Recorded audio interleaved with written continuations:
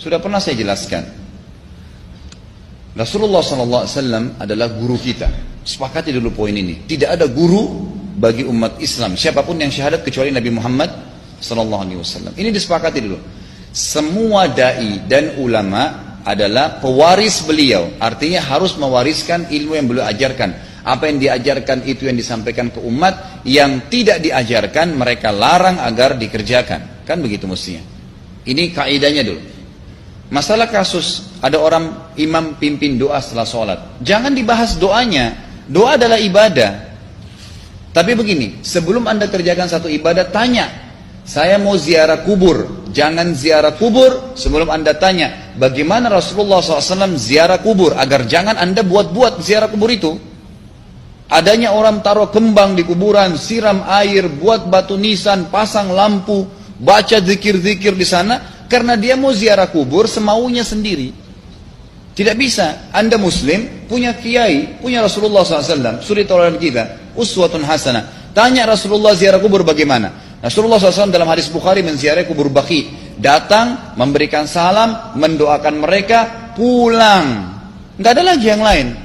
Nggak pernah Nabi SAW bawa kembang, siram kuburan karena sudah kering. Padahal Madinah panas 50 derajat, pecah-pecah tanahnya. Ada istilah di Indonesia kalau tanahnya pecah, kesian lagi diazab di bawah, kasih air, kasih kembang biar wangi, biar ditaruh kembang yang paling mahal. Kalau dia ahli maksiat tetap disiksa di bawah gitu kan. Jadi nggak bisa itu patokannya. Mau sholat, jangan pernah sholat dulu. Tanya Rasulullah sholat bagaimana, belajar 5 menit bisa. Oh rukunya begini, sujudnya begini, sama. Baru Allah terima. Tujuan Nabi SAW diutus untuk apa? Untuk dicontohi, diciplak hidupnya. Cara makannya, cara tidurnya, berpakaian, bahkan cara jalannya saja. Para sahabat contohnya, Nabi jalan begini. Bukankah ada hadis yang mengatakan sahabat berkata Rasulullah SAW kalau jalan seperti orang turun dari bukit. Mereka sampai membahasakan itu. Rasulullah pernah keluar kepada kami menyisir rambutnya dengan rapi ke arah sebelah kanan belakang. Ditunjukkan, gitu kan?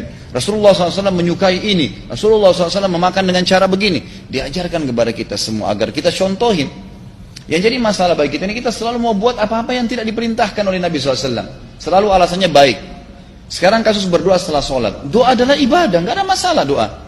Tapi kalau kita mau ikat antara sebuah ibadah dengan ibadah yang lain, tanya dulu, Rasulullah pernah ikat nggak? Pernah pertemukan nggak? Ziarah kubur dengan baca Quran. Ziarah kubur ibadah, baca Quran ibadah. Pernah nggak Nabi baca Quran di kuburan? Itu tanya. Nggak ada riwayat Nabi SAW pernah baca Al-Fatihah untuk orang mati atau baca di ayat Al-Quran. Datangkan dalilnya coba. Nggak ada satu hadis pun menjelaskan masalah itu. Lalu kenapa anda buat? Oh karena saya mau buat ibadah. Baik, ibadah yang Nabi ajarin. Salam, doain, selesai. Jangan lebih daripada itu. Masa anda lebih pintar dari Nabi Muhammad SAW? Habis sholat, memang paket yang Nabi tawarkan, yang beliau selalu kerjakan adalah zikir. Setelah sholat dengan zikir sholat yang sudah masyhur, istighfar, kemudian baca Allahumma antas salam, sampai membaca ayat kursi, al-ikhlas, al-falaq, an-nas, baca subhanallah, alhamdulillah, Allah akbar 33 kali, sampai terakhir baca digenapkan la ilaha illallah wahdahu la syarika. Selesai itu semua hadis Nabi SAW menjelaskan setelah sholat, Rasulullah SAW langsung berdiri. Memang beliau tidak pernah berdoa habis sholat 5 waktu itu. Memang begitu. Bukan doanya yang jadi masalah, bukan. Karena Rasulullah tidak kerjakan, jadi kita tidak kerjakan. Saya tekankan dalam pengajian saya, kalau anda punya hajat berdoa, berdoalah setelah sholat ba'diyah. Insya Allah aman. Karena sudah lepas dari paket yang Nabi tentukan. Selama Rasulullah SAW sudah mencontohkan dan memerintahkan sebuah perbuatan, ditentukan tempatnya, jumlahnya, waktunya, jangan pernah dilanggar. Habis sholat bacalah subhanallah 33, alhamdulillah 33, Allah akbar 33. Jangan anda bilang saya bisa baca 100. Loh, Rasulullah suruh 33 kok. Ditentukan, jangan lebih pintar. Nanti setelah sholat, jangan ikutkan dengan paket rangkaian sholat ini. Di luar waktu sholat anda membaca 100, silahkan. Karena nggak ada penekanan di situ. Kalau ada penekanan waktu, tempat, dan jumlah, jangan dibantah. Anda pengikut Rasulullah atau bukan gitu kan? Harus jadi jelas. Yang membuat umat ini di Indonesia juga jadi masalah sekarang, karena mau buat sendiri. Semaunya sendiri. Kenapa akhi, kenapa Pak Kiai, kenapa Habib, kenapa Ustadz, kenapa buat ini? Bukankah Rasulullah tidak mencontohkan? Oh enggak apa-apa, ini kan baik. Loh, kalau semua orang berkata seperti anda, apa yang tertinggal dari agama kita? Kira-kira apa lagi yang tertinggal? Enggak ada kemurnian agama, karena semua orang mau buat semaunya. Gitu kan? Semaunya sendiri. Pindah rumah, baca berzanji. Apa itu berarti sejarah Nabi? Kenapa baca berzanji saudaraku? Rasulullah untuk pindah rumah pernah baca-baca gitu enggak? Enggak pernah. Kenapa dibuat? Anda muslim bukan? Muslim, ya saya harus ikuti.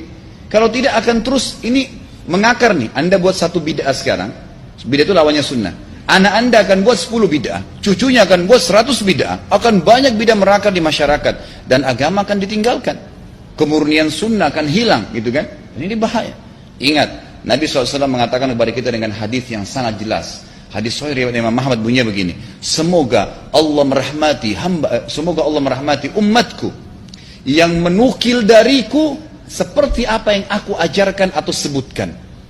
Sampai ulama hadis mengatakan Nabi ucapin habis sholat astagfirullah, maka sahabat tidak ada berani yang menambah azim. Nggak ada sahabat yang bilang astagfirullah azim habis sholat, nggak ada. Astagfirullah saja karena Nabi ucapin itu. Mereka mengakui tidak lebih pintar daripada Nabi SAW. Kenapa kita harus tambah astagfirullahaladzim, wali walidayya, wali muslimin, panjang? Dari mana ini semua? Ditambah-tambah, diembel-embelin, kenapa? Akhirnya keluar dari ajaran Nabi Muhammad SAW. Ini masalah gitu kan? Kenapa harus dilakukan? Peringatan maulid Nabi sudah sering saya ingatkan. Anda tanya semua yang buat maulid, kapan maulid itu sejarahnya ada? Semua buku sejarah menjelaskan tahun 230 Hijriah. Nabi meninggal tahun berapa? 11 Hijriah. Gitu kan? 11 Hijriah. Lalu kenapa harus ada dilakukan? Dan dari mana sejarahnya? Yang membuat pertama adalah orang-orang Syiah. Sejarahnya jelas dari Fatimiyah. Semua buku sejarah sepakat mengatakan bahwasanya maulid munculnya di zaman Fatimiyah. Dinasti Fatimiyah, orang-orang Syiah di Mesir, gitu kan? Dan mereka punya 6 macam maulid yang sampai hari ini masih dikerjakan di Iran. Ada maulid Nabi SAW, Hasan, Husain, Ali, Fatimah, dan raja mereka. Sampai hari ini masih ada. Kenapa orang-orang waktu baca maulid, baca salawat sambil berdiri pegang tangannya taruh di dada? Karena keyakinan orang Syiah, ruhnya Nabi SAW sedang lewat. Anda tahu nggak itu? Banyak orang kita buat tidak tahu. Yang penting bahasa Arab ikut saja, gitu kan? Tidak bisa. Nabi SAW tidak pernah rayakan. Pernah ada yang bilang sama saya, Ustaz, kan Nabi SAW pernah bilang, waktu ditanya tentang puasa Senin, beliau mengatakan hari itulah aku dilahirkan. Terus kenapa? Berarti boleh merayakan ulang tahun hari Senin, gitu kan? Tidak. Nabi SAW cuma menginformasikan bahwasanya beliau lahir di hari Senin. Dan beliau tidak pernah ngumpulin sahabat untuk baca bersama-sama, merayakan hari raya. Beliau tidak pernah. Kalau itu benar, Nabi nggak bakal tinggalkan kok. Ibnu Katsir rahimahullah, garis bawahi poin ini. Ibnu Katsir rahimahullah, dalam tafsir beliau, tafsir Quran Azim, dan subhanallah Ibnu Katsir ini, kata ulama, hampir semua kalangan golongan itu banyak memakai banyak memakai buku beliau, walaupun berbeda dari sisi pemahaman yang lain, tapi tafsirnya kebanyakan kembali ke tafsir beliau. Beliau mengatakan tafsir surah Al-Maidah ayat 3 yang bunyinya a'udzubillahi minasyaitonir rajim, al-yawma akmaltu lakum dinakum, hari ini saya sempurnakan agama kalian, kata Allah, ya. Wa atmamtu alaikum nikmati, saya sempurnakan nikmatku pada kalian, artinya tidak butuh yang lain.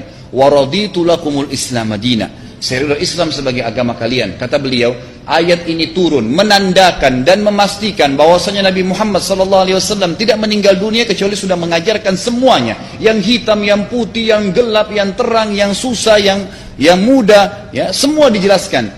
Siapa, kata beliau, yang menganggap masih ada sesuatu yang harus ditambahkan setelah Nabi SAW meninggal dan turun ayat ini, maka dia adalah ahli bid'ah. Dia orang yang membuat-buat agama. Nabi sudah ajarkan semua, selesai. Jangan ditambah, jangan dikurangin. Kita tidak lebih pintar dari Nabi SAW.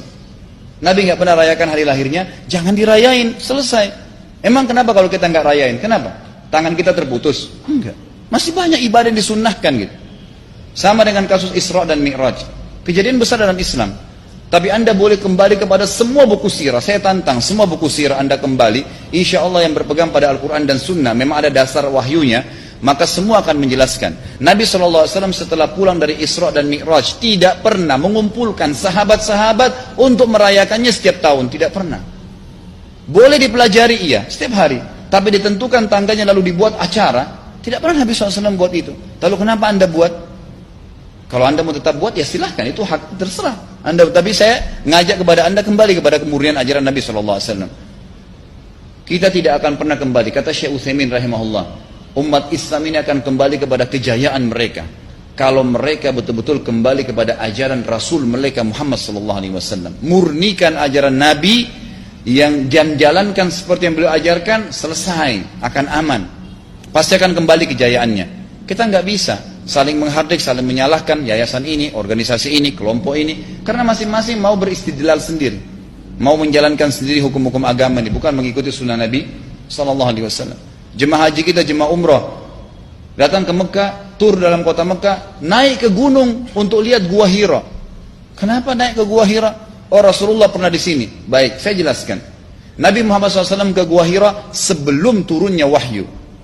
Dan beliau terakhir sekali di Gua Hira pada saat menerima Iqra bismi rabbikal ladzi khalaq. Itu saja. Setelah kejadian itu, beliau turun dari Gua Hira. Dari waktu itu sampai meninggal, Nabi SAW tidak pernah ke Gua Hira lagi dan tidak pernah suruh sahabatnya ke Gua Hira. Kenapa anda ke Gua Hira? Sampai naik 3 jam ada yang jatuh mati. Karena jahil, tidak tahu pemahaman agamanya. Nggak bisa begitu.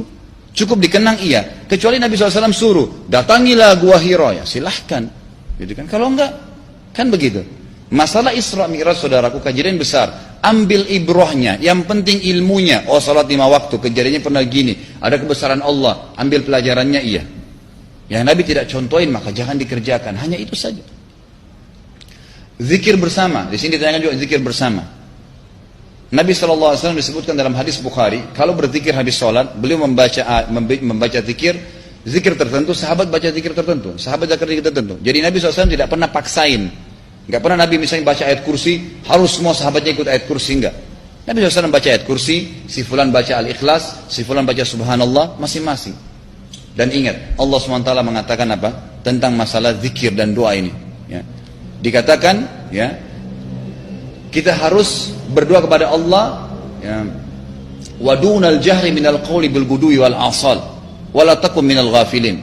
Berdoalah kalian, berzikirlah kalian dengan doa kalian, dunal jahr minal qaul, tidak dengan teriak-teriak. Allah berfirman dunal jahr, tidak teriak-teriak, ya. Dan janganlah kalian menjadi orang-orang yang lalai. Makanya pernah ada sahabat, waktu Nabi SAW berkata begini, dalam hadis Bukhari juga, waktu pulang dari salah satu perjalanan, kalau kalian sedang menukik, kuda, unta lagi menukik, bertakbirlah, bilang Allahu Akbar. Kalau kalian sedang turun, menuruni sebuah lembah, bertasbihlah, bilang subhanallah. Ada satu sahabat badui, orang dari padang pasir, semangat dia jalankan sunnah Nabi. Waktu kudanya lagi naik, Allahu Akbar, dengan suara keras dia teriak. Jalankan sunnah kan, tapi teriak ya. Apa yang terjadi? Nabi SAW panggil, ditepuk pundaknya, Nabi mengatakan, pelankan suaramu. Zat yang sedang kau panggil tidak tuli. Allahu Akbar, cukup. Ada apa? Kecuali di medan perang lain nakutin musuh, gitu kan? Untuk apa takutin kuda sendiri? Nggak perlu, gitu kan? Jadi mengikuti sunnah Nabi dengan ilmu yang benar itu akan membawakan ketenangan hidup. Yang buat kacau kita ini jadi kacau karena mau membumbu-bumbui macam-macam ditambah-tambah.